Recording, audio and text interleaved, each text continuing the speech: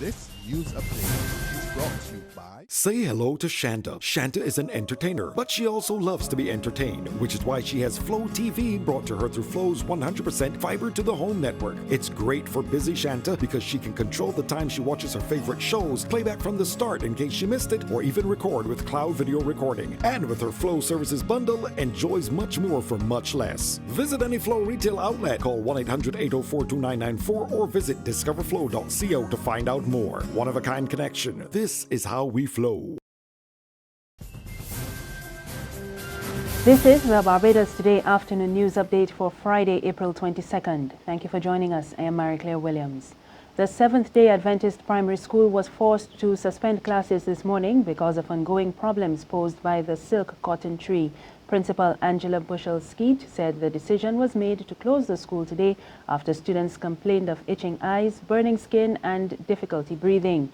She told Barbados Today they contacted the health and environment officials who indicated the students should be sent home. Parents and guardians were picking up the students when Barbados Today visited the Dalkeith Road institution. Meanwhile, the island's two main teachers' unions are meeting with their members this afternoon. The Barbados Union of Teachers has scheduled talks with its members for 1 p.m. at the Garfield Sobers Gymnasium. And half an hour later, members of the Barbados Secondary Teachers Union are due to gather at the Barbados Workers Union's headquarters at Solidarity House.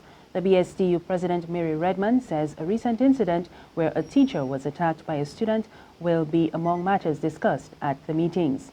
However, the Ministry of Education has condemned the union's actions, saying it considered it to be a clear case of industrial action. Former Attorney General Dale Marshall is calling for the appointment of more judges to ensure speedy trials. Marshall says this could be a possible solution to recent concerns raised about bail being granted to murder accused. The MP for St. Joseph told Barbados Today that while accused are legally entitled to receive bail, such bond would not be needed if there were quick trials. He says the few judges in Barbados are burdened with civil and criminal cases and have little support. Our reality is this. We have a number of High Court judges who will hear civil matters and who will also hear criminal matters.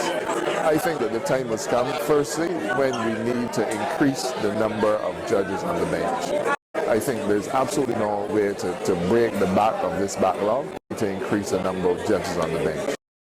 We also need to give those judges the tools that they need in order to be able to dispense justice and to hear cases, both civil and criminal, in a very short, in a reasonable time. In the instances where individuals have been granted bail but are on murder charges, from my recollection, there are all instances where those individuals have been on remand for an extended period of time. And it's at that point that you begin to infringe their fundamental human rights and we begin to run afoul of our international obligations and so on. So the key to this really is going to be how do we get an individual through an investigation of a criminal offense, through to speedy trial and a quick resolution. Vice-Chancellor of the University of the West Indies, Professor Hilary Beckles, says there is a need for a change in the social and economic structure of Barbados as the current model is not sustainable. Sir Hilary made the call while delivering the 31st Elsa Govaya Memorial Lecture at the University of the West Indies last night. He was speaking on the topic, the revolution of the General Bussa and the making of Barbados Today. The Barbados model persisted. People have spoken about Barbados as a global symbol of stability. The question is, what part of that is consensus and what part of that is repression? There is in Barbados a division of labor which says that the black community will occupy and control the politics and the white elite will control the economy. And this is an alliance for democracy. The argument is that the revolutionary struggle has come to an end. This is the end of history. It's the end of the road. This is now the new reality. The future. The Barbados society in its current structure is not sustainable. This social structure of white supremacy and black marginalization in the economy is not sustainable. The economic white supremacy system is subversive of democracy. It is not sustainable. There's regional and international news after this short break.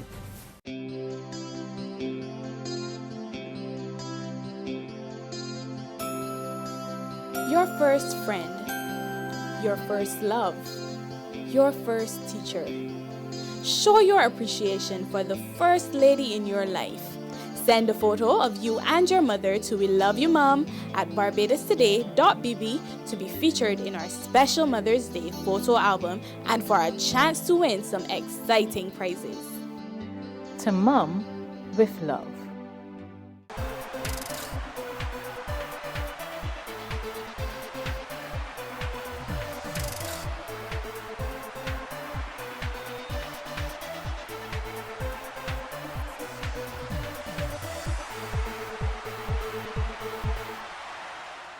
Secure your future, be financially strong. Since 1983, we have been there for you. A smart range of products, great tax benefits.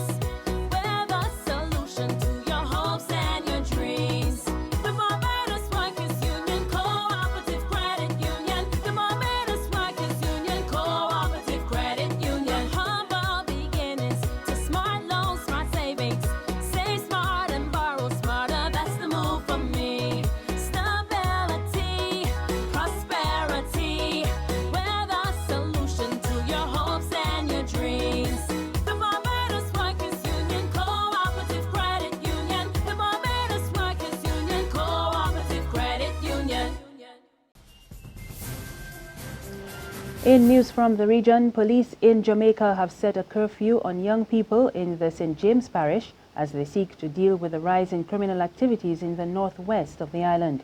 Senior Superintendent of Police Stephen McGregor says there is a 9 p.m. curfew for all students aged 17 and under. McGregor says the police are concerned that criminals have been preying on the vulnerability of many young children, luring them into illegal activities and turning their minds against wanting to go to school. But he says all the districts are not as receptive to the curfew for children and as they would want them to be, but officials are working on it. On the international scene, U.S. President Barack Obama is urging the UK to remain a part of the European Union.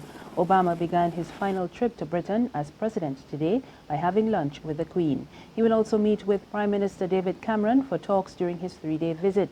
Obama told local media that being in the EU magnified Britain's influence across the world. But Mayor of London Boris Johnson called his view hypocritical, describing the EU system as alien to United States traditions. And finally, it's been 1 month since 32 people were killed in the Brussels terror attacks. Others are still being treated in hospital for serious injuries. The city is struggling to get back on its feet. The economy has also been hit hard, with many tourists choosing to stay away. Brussels airport is only open for a limited number of flights, and much of the public transport network remains closed. We get more in this BBC report. On a Brussels tour, keeping calm and carrying on in the city, a month on from the attacks. With noticeably fewer people, the usual attractions, hotels and restaurants all quieter, many businesses are feeling the effect. We are working as hard as ever. We're here twice a day, every day still, even if there's no people around. We do wait and we try to show that we are ready to get back to normal. Officials here say Brussels is as safe as any other European capital right now, that people shouldn't be afraid to come here, and that the sight of soldiers on the streets should be reassuring. And yet it also feeds into that very real fear that the threat from terrorism hasn't diminished since the moment the attackers struck a month ago. Just a mile from central Brussels is the now notorious district of Molenbeek, where many of the Paris and Brussels attackers had connections. 4 weeks on, it's a key area for Belgian police, continuing to carry out operations alongside their efforts to build a cohesive community in an area felt to have been neglected for decades. And that's the news. Remember, there's more on our website, www.barbadostoday.bb. You can also subscribe to our e-paper, email updates, and like us on Facebook. We're on Izumi Media in bus terminals and Screenplay at supermarkets and gas stations near you. You can also tune into Channel 99 on Flow TV or Mix 96.9 FM for more news. I am Mary Claire Williams. Good afternoon.